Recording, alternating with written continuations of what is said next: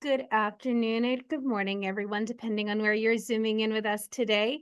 Thank you so much for being here on the final METALCON online before we go to METALCON in person.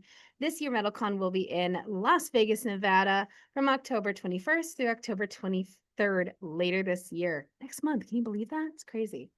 I am so pleased to be joined here today by Greg Andrews with ABIS Incorporated, and he will be doing his presentation, Breaking Tradition, How Owner-Operators Can Unlock Growth with Real Automation. Now, this is a very special session because not only is he presenting this here on METALCON Online with us, but based on feedback from our advisory council and various members of the METALCON community, this is going to be one of our top attended sessions in person later this year. So make sure that you mark your calendars to see this in person as well. Today's agenda. So what Greg will be discussing is listed on the screen. So if you are an AIA member, please take special note here, as this is what you will need to understand as we leave the session. Contractors, you truly can't miss METALCON this year. Not only do we have so many different things happening on our show floor, from education to a massive barn dominium being presented, we also have some fantastic opportunities for you on top of those as well, from a special competition going on the show floor to networking opportunities, one-on-one speed networking, and various other things. Plus, of course, we have the Oktoberfests. How can you miss it? There is a special promo code listed at the bottom of the screen here. So again, if you need a discount, take a screenshot of that. Today's session is going to be AIA accredited. So if you need that credit, please just make sure you follow the instructions on the screen now. And if you have any technical issues or anything that pops up, please make sure that you send that to me in the chat box. My name is METALCON Online on the system. And again, I am happy to help any way that I can for any issues. For questions, please feel free to submit those via the Q&A or the chat box as well, and I'll read those out to Greg as we go along. And without further ado, thank you so much for joining us again today for the final webinar before METALCON in person later next month. And I'm going to hand this over to Greg. Greg, go ahead, take it away.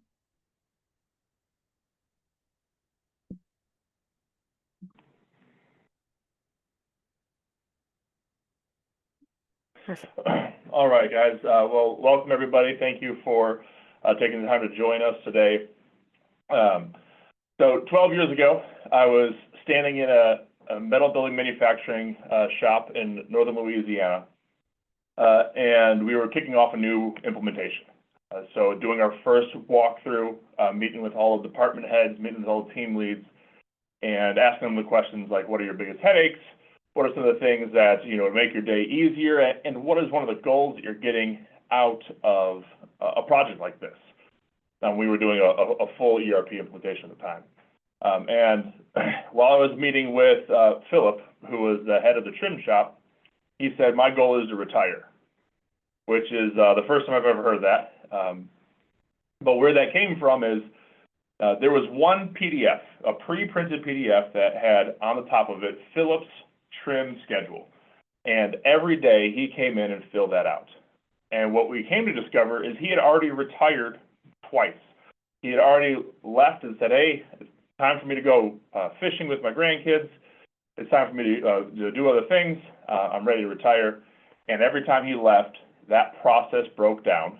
That ability to get that department up and running failed. And the owner had a easier time talking him out of retirement than he did replacing that pre-printed one-page PDF for Philip's trim schedule.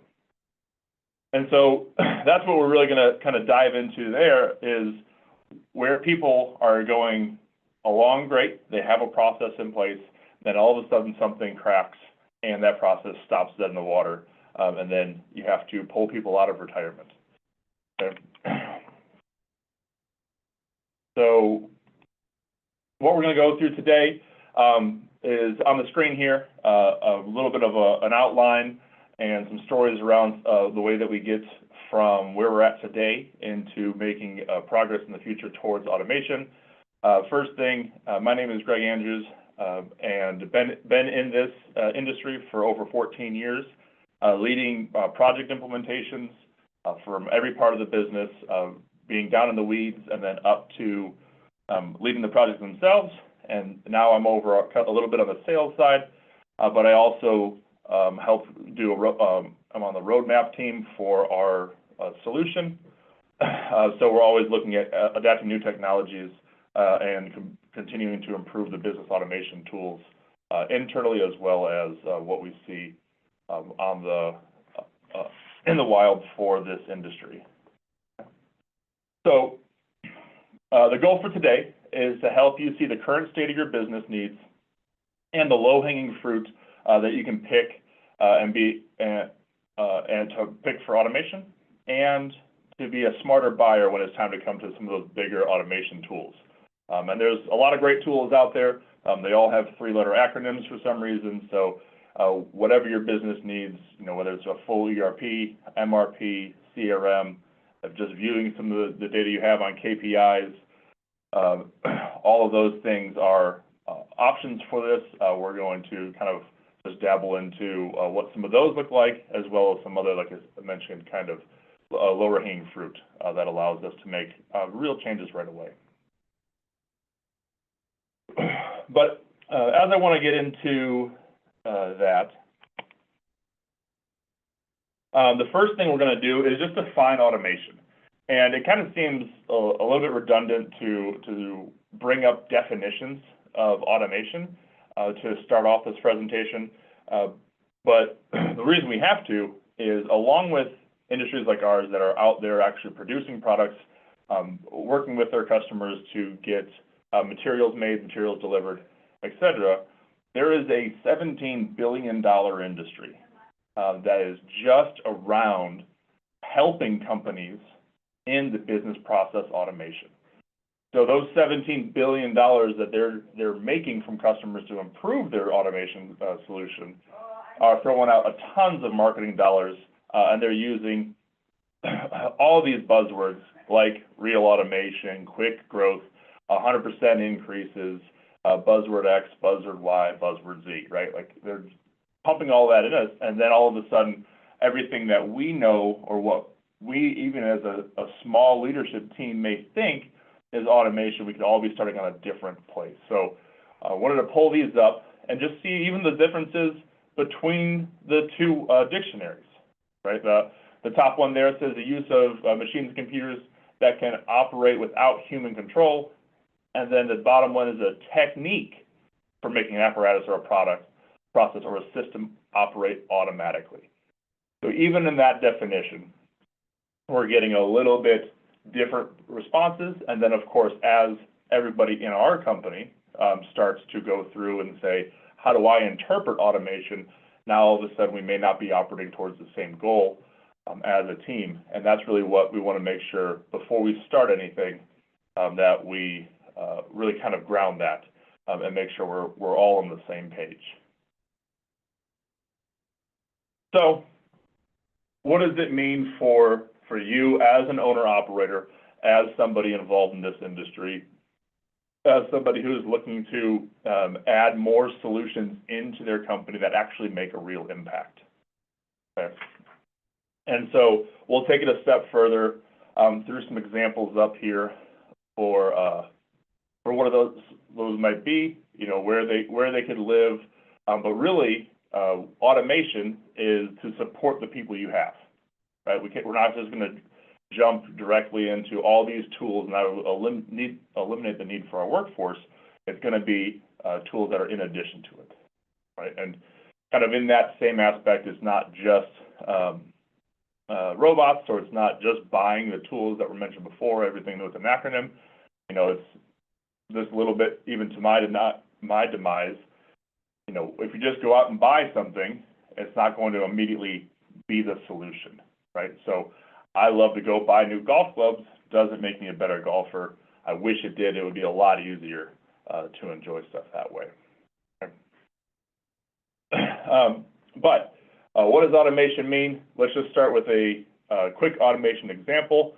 We put on there, start small, win big with, and then the first thing there is customer quotes, right? So if we're looking to get an automation takeaway or an automation example right out of the gate, if you struggle with something like following up on customer quotes without having to go out and reinvent the wheel and buy a bunch of tools to try to get your sales guys to do extra documentation and all these things to improve quote follow-up, the low-hanging fruit there, make another email address. Have every quote you send out go to that email, and then in that secondary email, make a rule that will put something on your salesperson's schedule to follow up with every quote they send out. So then we can take something that is a big headache for salespeople. I don't have time to follow up with my quotes. And all of a sudden now they enter all these quotes on Monday, and then we set up that rule that I just mentioned for 3 days. Now on Thursday, they walk in and they see all of the follow-ups that they need to do that day from 3 days ago. Right? Could be as easy as that. And now all of a sudden, what does it do? It does these things like eliminate busy work, right? It removes some repetitive tasks, and then it starts to take things out of people's heads and put them in a system that allows us to improve upon. So the biggest thing of, well, I need to automate to grow or automate to scale or automate for the next generation to take over. The first step is let's find out where we're at right now, right? So the points on here are probably a lot of what we're seeing in our day-to-day work week or day-to-day life at the office right now.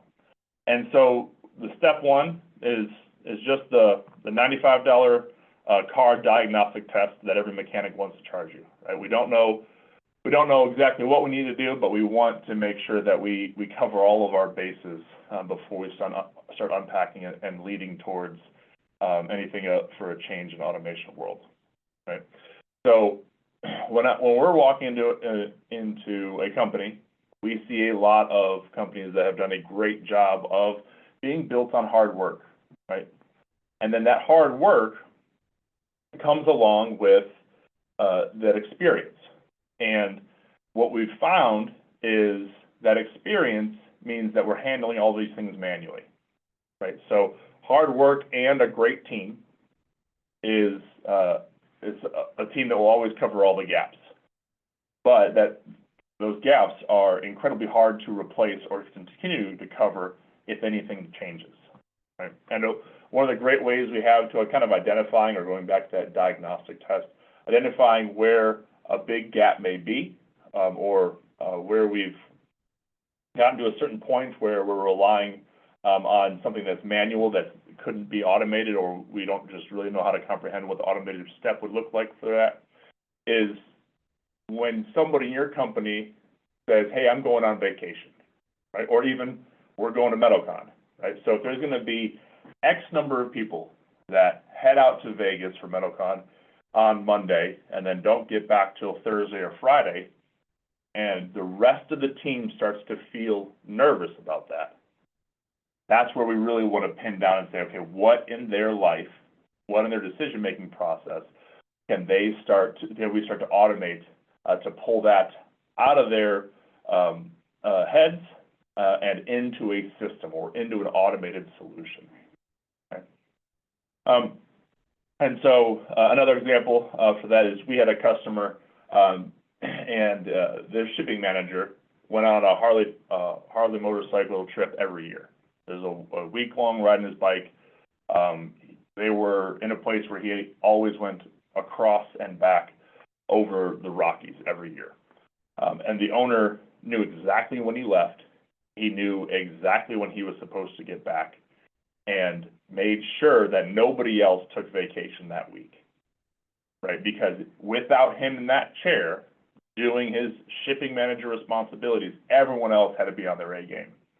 And then also he had to be back when he said he got back, or else everything would start to fall too far behind, right?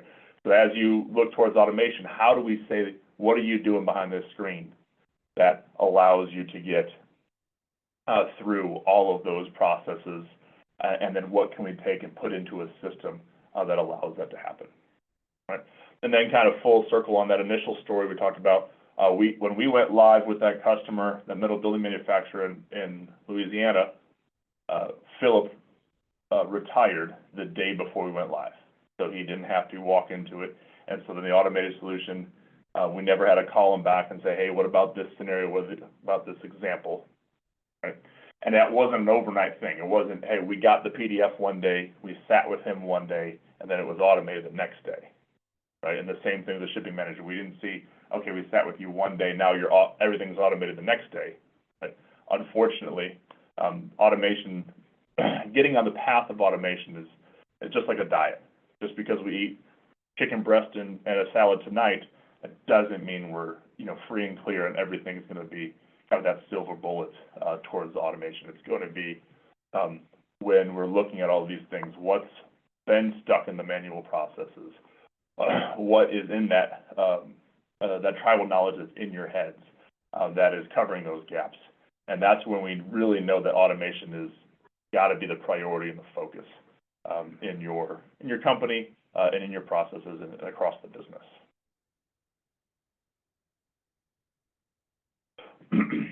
Right.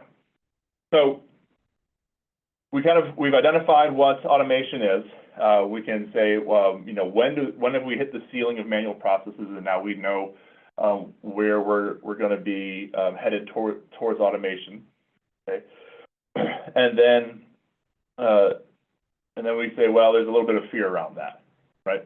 So the manual processes is working for us today. Why can't we just stick with that? What is the driver for moving towards automation or adding some more, or just tackling change in general instead of doing the way that I've always been doing it, right? So the manual processes drain time and increase risk. Well, maybe not. Maybe the way that you're doing your manual processes has worked great for your team. The problem is the manual process experts are retiring. They're becoming full-time fishermen, like my trim lead, Philip. Okay, so that induction of risk is starting with the longer we remain things to be manual, then the more and more risky we start to get. Okay. And then you can see some other factors there. Scaling without systems will lead to chaos. In reality, you won't really scale without systems. There's a lot of, we've probably seen it in our own industry, our own world with vendors or customers or suppliers, where first generation didn't pass the second generation, or first generation is ready to retire, and then that entire operation starts to shut down rather than have a path forward. And really, the whole point about this is doing nothing is the decision. As this last point here, the lost opportunity cost. Even when we say, hey, there's one sales order, one project, one document here, what we tend to find is every person won't rely on the same thing. So they come over and they actually build their own checks and balances system, right? It could be on sticky notes in their office. It could be on a whiteboard on the wall. It could be in their email. It could be in an Excel sheet.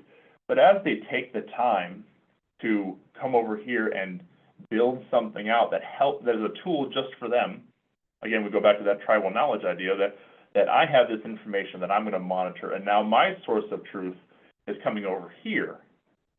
And now everybody else is operating off of what we have from a work order ticket or an accounts payable invoice or something else that the rest of the company can see, but we say, well, I'm going to keep mine over here. That's where we're actually, that last point, we're seeing the paying for inefficiency. Not only are you paying for that person's time to build that tool, right? That came from a fear of not having visibility, but also you're keeping them to maintain it. And then you're rinsing and repeating that around for every employee in the company possibly, right? So those silos of data, building a silo is very, very expensive. And then also, in order to get back to what automation looks like, is we have to deconstruct all those silos and make one kind of path moving forward. Right? So when you're going through this internally, the automation takeaway here is there has to be one source of truth. We can't say, hey, we're going to automate a customer's deposits. Great. But now if your accounting team is over here and they go, yeah, go ahead, do that, have fun with that. I'm going to maintain my spreadsheet of all the people who have paid and not have paid, and I'm going to do that manually, and I'm going to do that on top of my normal work. Well, now my gains for my automation, right, the effort that went into making that automated process for my customer deposits is being undermined, and not maliciously, but the value is being taken out of it because of the spreadsheet over here that we're willing to maintain as extra documentation. And now all of a sudden, when push comes to shove and those two things are different, which one do we believe in? Right? And that's where we start to see a lot of people struggle with the idea of adding these automation tools in place is we're okay with that as long as it doesn't take away from the things that I've built on my own. That's my safety blanket. That's really what doing nothing will maintain in the company, and where a lot of that efficiencies start to build up. So everything I've said up to this point may be on par with what you're doing internally. It may not be that bad internally. And you say, well, you know, these things, those examples aren't really the things that I'm dealing with. And we do a good job. We have the team over here. Nobody on my end is retiring. We're doing all that. We're just going to be just fine without automation. Well, the internal factors are not going to hit nearly as hard as the external factors will, right? So the external factors, labor shortages, are making things harder, right? Well, it's not really the labor shortage. It's the retiring. We go back to the manual process experts. The people who are retiring are the manual process experts. And to rehire for that expertise, that is very, very difficult, right? The supply chain disrupting my ability to bring material or my ability to make sure I made profit on it on an individual job. That's not really the problem, right? The lack of automation means that you don't have tools to see the cost and the price changes for what you're providing to your customers. And then the supply chain breaks or gets disrupted or is now all of a sudden more expensive. And you don't find out that you didn't make money in the last 3 weeks of jobs because your system is waiting for everything to get paid out before we see profit and loss, right? So it's the lack of the automation of seeing costs and reflected to margins that really we point to supply chain. Oh, they charge me more now. You know, I got hit in the last 48 hours with price increases. I don't know if I'm gonna make money on these jobs because the automation isn't really there. So that external factor, somebody else did something and now it's gonna affect my internal systems, that's what leads to the breaks. That's what leads to missed opportunities. That's what leads to us not being able to identify exactly what's going on in our business. And then we fall back to we have to do it the hard way, which is manual. We pull everything out, we stay late. We get accounting to come in on the weekends to close so that we know what the month looked like. Well, all of those are reactionary to the lack of automation rather than having that in the right place at the right time.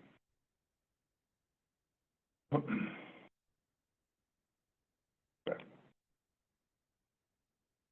So, how did we get here? The way that we got to here today is as an owner-operator, as a business leader, we were in the driver's seat, right? We were bringing everybody along with us with what we've built or what was built that we are now in charge of. And as a driver in a passenger car, we're the driver, we're the navigator, we're the only one that can turn the wheel left or right on where to go. We are the mechanic, make sure that the car has gas in it, the oil has been changed in order for our road trip, and then we're constantly monitoring all the systems, right? And this is what the owner does, and this is what the owner is good at, and this is what they've been doing since they opened the business, right? And then when you come back and say, okay, driving is a waste of time, I would rather fly. We have a lot of customers, 1-2 hours away from your closest airport. You're always going to say, I would rather drive because it takes you 2 hours to drive to the airport, right? But, we're all going to METALCON. I'm in Houston, Texas. In order to get to METALCON is 21.5 hours driving, and flying is 3 hours, right? So then the ability for me to maintain control of being the driver, the navigator, maintaining my own vehicle, if I can make it to Vegas, and then monitoring my speed, my direction, and everything else, is going to automatically make my travel 7 times longer just to get out there, right? Never mind all the other breaks and the mishaps along the way, and having to be mentally focused for all the time on the road, versus when I go through the automation route of flying, then we get there much, much quicker. But we also have to rely on other people's systems, other people's plans and laying that out, right? So when we come back to it, is that we can't just say, okay, let's give everything up and we're just going to let everybody else handle it. But we need to take these same points, as an owner operator, take the navigation away from me, take the mechanic away from me, take the system monitoring away from me. And then what does that look like? That looks like this, right? So now I'm still in the driver's seat. I'm running my business, and then we're going to look at the business as we need to get the company down the road towards our goals as fast as possible. And so the difference between being the passenger vehicle and what we're watching here is that driver only has one gauge in front of him. He has the gear that he's in front of him. Sitting next to him, the driver is the details person, right? So now we've taken the navigation away from us. He's telling us the details, turn left, turn right, how far up into the turn, right? And then they left from a spot that has a pit crew and the mechanic and a teams coach, right? And the parts vendor suppliers. So now we've given responsibility to others, and we're able to, as a business leader or as the owner, we're able to move down the road much, much quicker, right? So the automation takeaway from this is when we're saying, what do we automate, right? How do we get down to just driving? And what can the rest of the team start to pick up? Is we're going to look right at that monitor that he's looking at, is we want to get the focus down to one number. And your process improvements and your automation should focus on you reaching that one number. What does it need to be? How often does it need to change? How often do you have to monitor that number? And if you do that, now all of our automation steps are leading towards the same goal, right? So if we go back to, we talked about automating customers' cash receipts. That's something that could be very, very helpful. But if that automating cash receipts isn't the number of what my owner-operator, my president, the business leader is driving towards, then that's not a priority for the automation side of the process.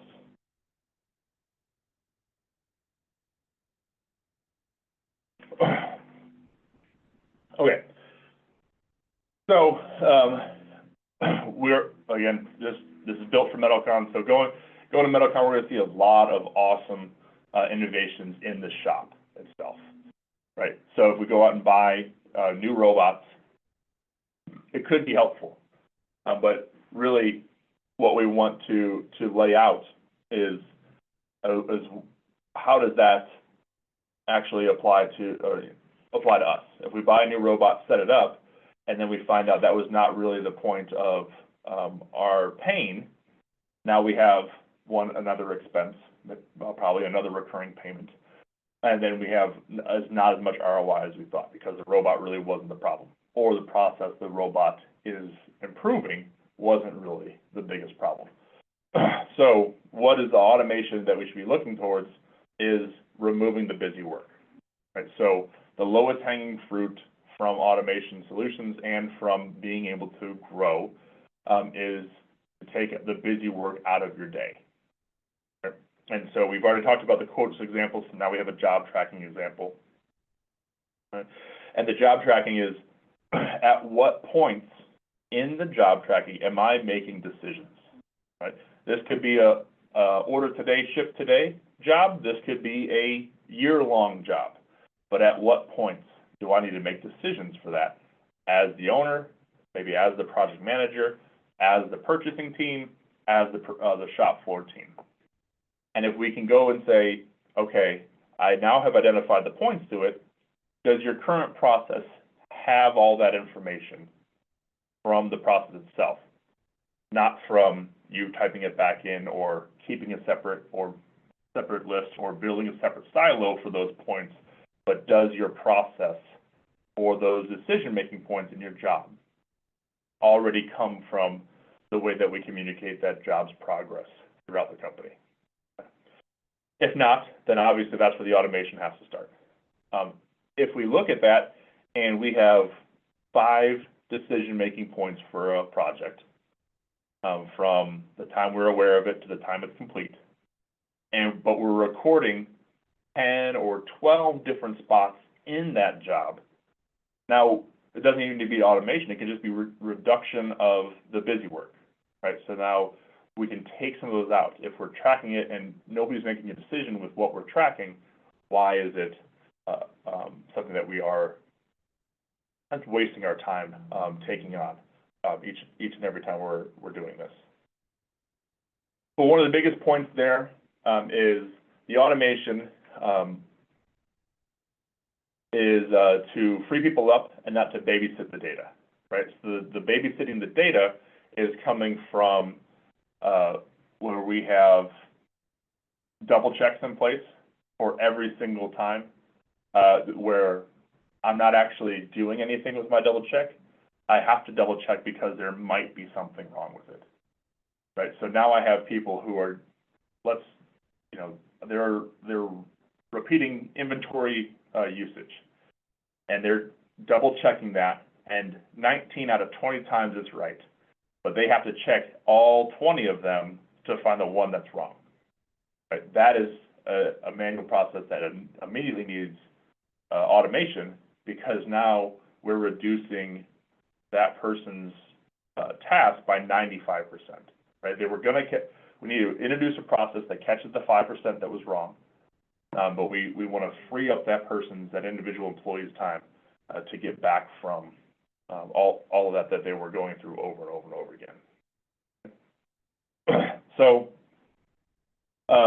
again, the automation takeaway, when we define real automation, when you go, this is my priority, this is the team that's going to do it, and this is the solution we're going to put in place, right? The real automation allows the key employees to focus on tasks that are currently being done, being half done, or not being done at all, right? So if we go back and say, you have to check all these quotes that go out, inventory usage reports, because 1 out of every 20 of them is wrong, well, that's going to take away from something that you should be actually focusing on. And that's where we really track the success of an automated solution, is reducing that so they can focus on what they should really be on, and we can get all of that data babysitting out of the way.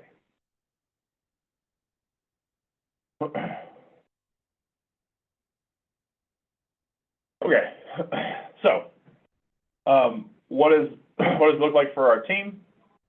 We just talked about the first one, frees employees for higher valued work. It starts to actually get people like a CSR or a production lead back to actually having productive value towards their job role, not just coming back and rinse and repeating every single thing 2 or 3 times so that we know that it's free of errors. And then it starts to put us in a spot where we actually are allowing the foreman to plan jobs instead of chasing paper.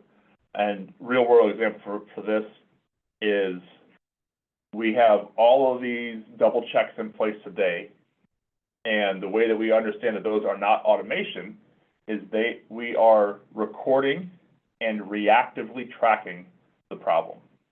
So I have a process in place that is happening after something's already gone wrong, and I'm writing that down, and then we are going to move forward with fixing it. Right? And then again, that we've seen this in the wild. So we have a customer who is rapidly growing. They have introduced over the last 12 months, because of their growth, that is, right, that the external factors around them is they are taking over more territory and able to provide for more customers. That has stressed their internal systems. In the last 12 months, they've added, for each general manager, each location manager, they've added 5 additional spreadsheets that have to be filled out every day. Those 5 additional spreadsheets are filled out after hours, so after the shop already leaves, filled out every day, and then reviewed once a week. So from not having automation in place, they have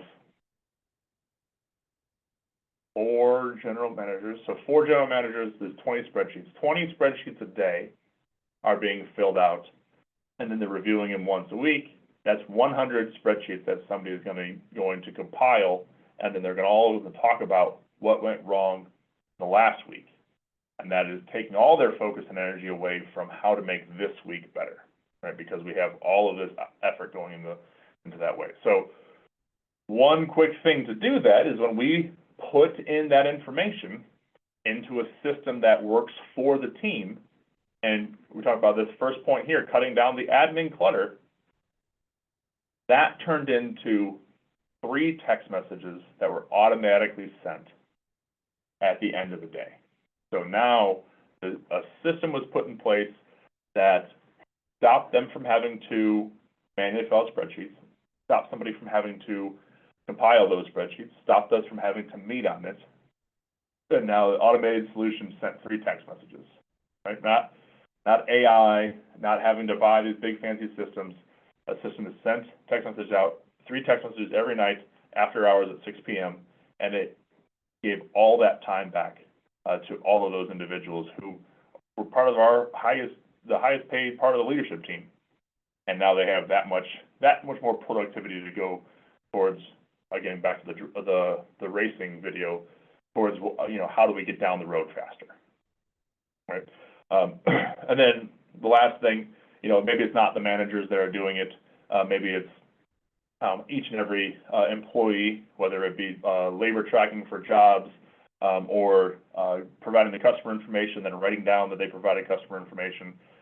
As we clear up that clutter and allow their time to be spent back onto work that matters, it will start to reduce what we've seen a lot in the job market lately of very short-term employees, right? So then people who are entering the job workforce want to do something that matters, and then doing all of these double, triple checks or this busy work immediately takes away from that impact of feeling like they matter, and then leads to faster turnover, which is the most expensive way to grow the team.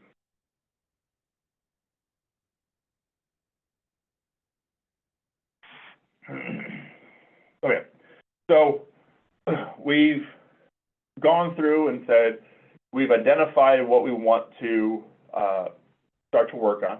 We have an area of the business that we're going to automate, or a process, or a headache that we're going to automate. And then we're going to bring it from our leadership team that's excited about it and roll it out and say, okay, rest of the team, we're going to make a change. And then all of these things come up. It's too expensive, it's too complicated, my team will resist, I will lose control. And that could be, I'm graciously saying that's what our team will say when we roll it out.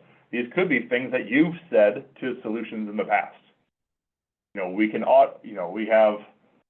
we were providing you this weekly report every week. We can automate that. If we automate that report, I'm going to lose control of what's going on in my business. Like, well, again, we already talked about the silos of how expensive those can be for maintaining and keeping up, in this case, the report, right? But again, if we roll this out to the real world, I was at another trade show, a competitor of METALCON's trade show, a few weeks ago, and ran into customers there as well, and asked them what there was on their agenda. Why did they travel to the trade show? And they were trying to buy a robot. And he kind of broke down the math for me this way, is if we already have a team member that we go back to doing the busy work or admin work, well, this happened to be he was looking for a robot for the shop. He wants to spend $150,000 to install a robot that will completely eliminate an 8-hour job. And what that gives him the ability to do is take the person who's doing that 8-hour job, who was willing to do the work that can be replaced, right, the manual work in this case, and now I can give him a more valuable thing to do. Well, then that $150,000 is basically, with insurance and overhead and everything else, is basically 2 years of salary. So now is it too expensive? Well, you already have a person doing it manually. If you can put a robot there, now in this example, it was a very nice full 8-hour replacement. I'm not saying all of our automation solutions are going to be that full 8 hours, but that full 8-hour replacement, now he can say that direct savings from having to hire somebody to do the more value-added work, or to constantly be replacing this person that isn't providing value because they keep getting burnt out by doing this manual task over and over. Now I've saved myself 2 years, or 2 years of payroll. And then somebody that was willing to do it, I can put them and give them more value towards their own workday, and then obviously that role should be rolling into the rest of the company. And so you say, well, that's great, right? You have pretty easy math. You spend this much, you save this much. That's not really the emotional part of it. The emotional part of it is that it's too complicated, my team will resist. So the way that we tackle that is we go out and say, here's the process that we want to replace, right? Here's the process that we want to improve. And you may know the answers to all of this already, of why you want to improve that, why it needs to be replaced, why it's the biggest pain point right now. And it could be anywhere across the company. When we go and say to the people who are interacting with that process, give me your top 5 complaints. Why is this the biggest headache? Why is this causing most frustration? Why do our customers get most upset at this? And now you have their feedback from that exact process. One, that could also help you identify what the priority is. But two, when you come back and say, here's a solution that addresses your 5 complaints over that process, it turns your driving change into their process, and it turns that and the thought process of they're trying to replace me, and it turns it into, look at the tools they're bringing in to help me, right? So the rollout of this, where you're trying to take away my job, which is the resisting, we're never going to be able to figure this out, it's not what we do, but all of that turns into, you guys provided the feedback of why this process is difficult, right? Of why our customers are always calling about this, product we're delivering, why we're always late on something, why do we always have to catch up with a missed shipment that we missed, right? So get the complaints from that. As the business owner and leader, you probably already know those, but now we've turned those into the motivation of we're providing solutions to something that is going to make your life easier. And the last one is I'll lose control. And so, again, we roll into a real world scenario to try just to get the gears turning on how this can help. Is we introduced a barcoding solution to a warehouse that was all overseas shipments. So before us, they had a printed off sheet, and then they went and packed a container and sent it on its way. And then it did not get found out that something was left off that container until it was overseas. So a very long turnaround time to correct a solution. We put barcoding in place. The team that we put the barcode in place for hated it because they thought we were micromanaging them, thought it was going to be something that was going to get them in trouble more, and started to really kind of push back of why do we have to do this, right? It's not our fault that there's something missing on the container. We do everything right on the container. The paperwork that comes down from the office is missing information, right? So they had we can control our own process. It's not our process that needs that. It's the office's fault. But nobody found that out until it was overseas, so it didn't matter. It was already a mistake. It was going to be super expensive to fix. We put the barcoding in place.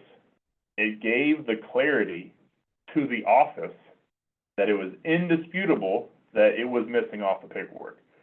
You gave me 80 things on this sheet. I have 80 barcode scans. I have 80 things that made it onto the truck. All of that left. Your customer order was for 81. You didn't send it down, right? And now it turned from I'm losing control of my job, I'm already doing my part correctly, to actually giving them a tool where they can praise their job. We have proof visible to everybody, not through your check marks, not through anything like that, visible proof to everybody that you did all 80 of those the right way.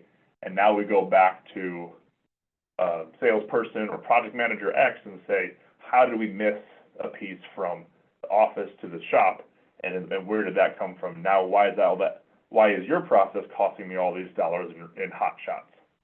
Right? So that loss of control, you're taking my program, my process, my tracking is already okay. Don't bother me with this automation. It actually gives them a place to say, yeah, you did do it right. Your process has been great. And now we can actually fine tune and push it back upstream or wherever the fallout may come and say the real problem, right, was over here. And that clarity continues to build cheerleaders in the system for more and more improvement, not for the pushback to maintain after we see some of those wins.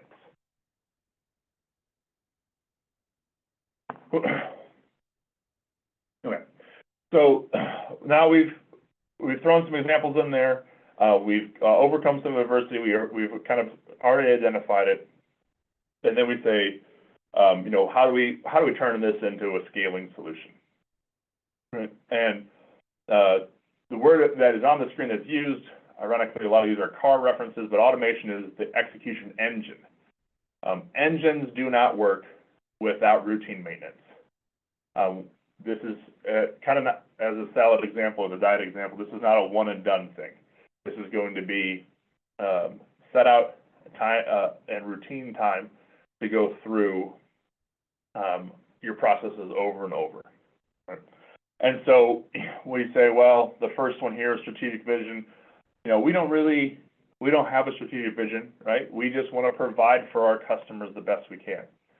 Well, that is your strategic vision then, right? We don't have to come out with like mission statements for the whole company or overhaul how we do, employee onboarding or, change the culture of anything. And say, we're already providing value to our customers in one way or another, right? And then how do we walk that backwards into what a trackable goal is? And that trackable goal, both from an accountability standpoint and from a praise standpoint, right? We go back to our barcoding. The accountability was on the shop to get it right, for the guys to pick and pack that container correctly.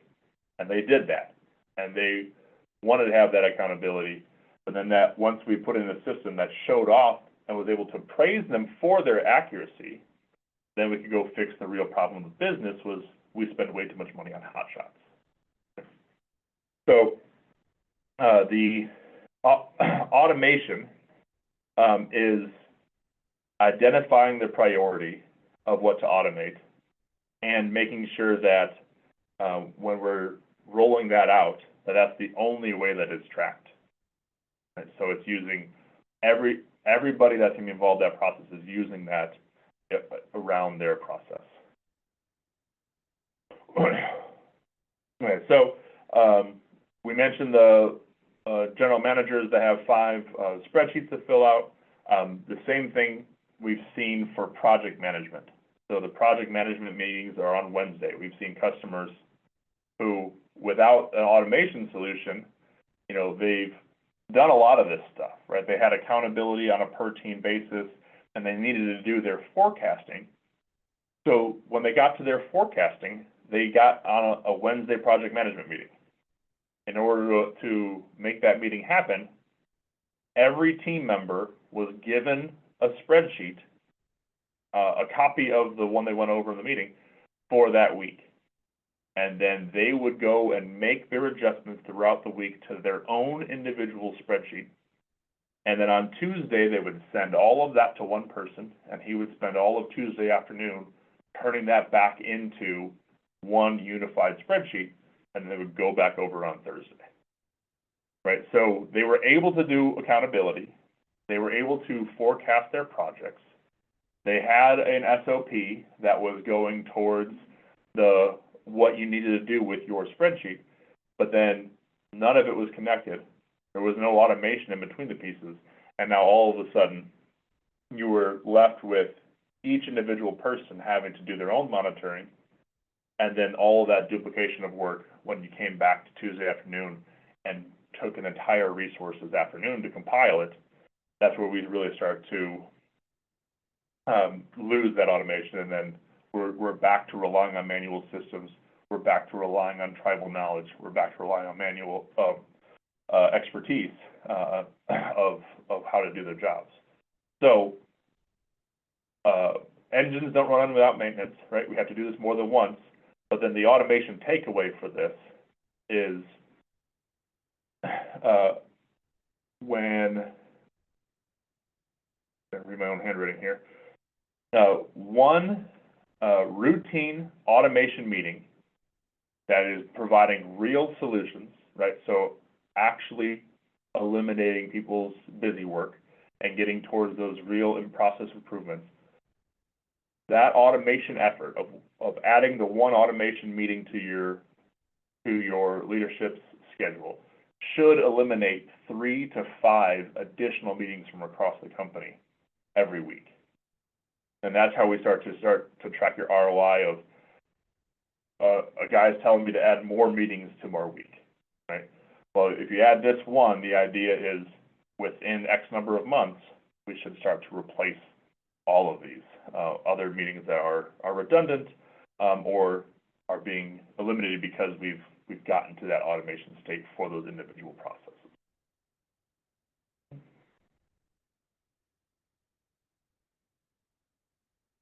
Okay, so coming into the final stretch here, you don't need to do an overhaul. You don't even have to track the biggest problem first, right? We may already know what our biggest problem is and say, if we just automated this step, well, that's probably the mountain, right? Nobody starts by scaling Everest. They work their way up through other accomplishments, other wins in order to become a change management agent and be an improvement on that. So start with this easy ones, right? We've done the job tracking, right? We've done the quote follow-ups, right? So some of those other things that we brought up as examples, the elimination of duplicate entry, that's where we want to start. And we want to start right away, and then we start to build off of that. So we go and say, what can we tackle first that's easiest, that will get some time back to our team? And then how do we use that to get to number 2? How do we use that to get number 3? And that's where the weekly meetings will keep that up.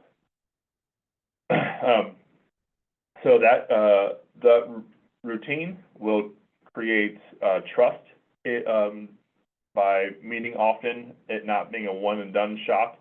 It'll create trust in the change process. And then also, once you actually are identifying and going through and making improvements to processes that are actually giving time back to your team, that's where the belief in taking on the next challenge comes from. So when we say, how do we go from owner-operator to an automation stage to getting us to see some real growth that we want to maybe imitate others that have already done this, is we want to get out of the weeds, right? We don't want to be the driver and the mechanic and the systems monitoring, you know, and the navigator. Right? We want to get to a point where we've given that to others. They have the tools to be accountable. They have the tools to not be bogged down by admin work. And then we start to put those in place for the whole team, right? And then we're protecting the company by getting more and more things out of people's heads at a time, and not relying so much on a single expert being in a single chair in order for the company to get down the road. And then those are the things that start to build on top of themselves. And as we get more out of that expert, and them able to focus more and more on the individuals, the individual process that they're supposed to be responsible for, that's where we can start tacking on more and more initiatives. Right? So we have a big priority to get started with of doing one thing at a time. And then as we start to get that snowball going downhill, that's where we can roll up to 3 or 5 things and really be looking and re-looking at every process across the company. And if you guys walk back to your teams and you make a process change in October, it doesn't mean that's the latest and greatest version of that department or that process ever. That should be looked on again in April, right? Or at least by next October at the latest. But that's that rhythm of using the weekly meetings and the real-time feedback will continue to expose more and more of your processes to ways that they can be improved. Last but not least, there's a lot of different ways to attack this. Again, one of the main things I talked about at the beginning, you don't need to go out and buy a brand new CRM or spend a bunch of money up front in order to make some changes across the company. These are 3 things that I've used throughout my career. And also, every time we kick off a real big project, I'm usually handing one of these books to the owner, just to have them hear a lot of this messaging in different ways from different folks who have attacked business. You know, none of these have anything maybe to do with specifically metal manufacturing, but the idea, processes, the rhythms, the routines, and the goal towards automation kind of resound through all of them. All right, and with that, I am through for this session. Any questions, comments, concerns on what we covered so far today? I don't have anything that has popped up, but I will keep this open as we kind of close this out. So everyone who's here, please be sure to submit your questions either in that webinar chat box or in the Q&A. I'll be monitoring both as we wrap this up. But everyone, thank you so much for joining us today. And Greg, thank you so much for being with us today. Thank you so much for presenting this session. We really, truly appreciate it, and we can't wait to see what you bring to us on site. Everyone, this is just a taste of what you're going to see at METALCON in person next month, less than a month away. And we are so excited to see you there. Remember, if you need a special promo code, use code WEBINAR to get $30 off your current registration price. Again, thank you so much, Greg. We really look forward to having you later next month, and we look forward to seeing what we do differently. It's going to be wonderful. Thanks, everybody, and no questions have come through. Okay, bye, y'all.